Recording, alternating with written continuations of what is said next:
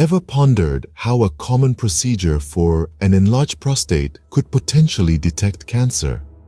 It's an intriguing thought, isn't it? The most widespread surgery for an enlarged prostate plays a dual role, not only addressing the primary issue, but also serving as a potential detective for hidden threats like cancer in the bladder or urethra. However, such instances are quite rare.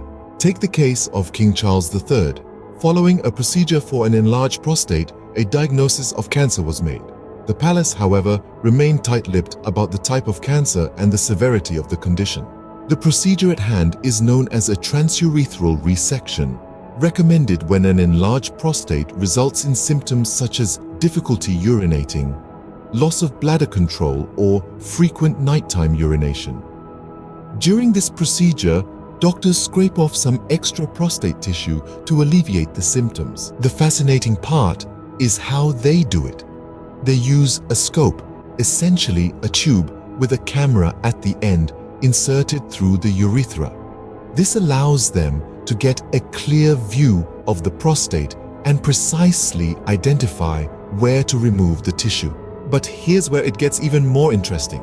This scope, while doing its primary job, could also spot cancer in nearby areas such as the bladder or urethra. Imagine a bladder tumor hiding away, not causing any symptoms, and you just stumble upon it during this procedure. Furthermore, the scope could detect bloody urine, which might indicate something bleeding from the kidney.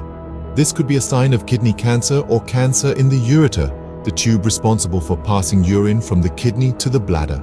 So, what started out as a procedure for an enlarged prostate could potentially turn into a life-saving cancer detection.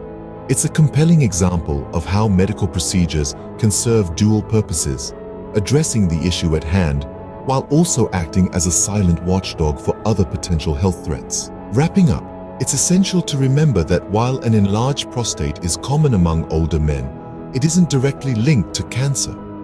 Nonetheless, the procedure used to treat it could potentially detect cancer, as was the case with King Charles III. The world of medicine, it seems, never ceases to amaze.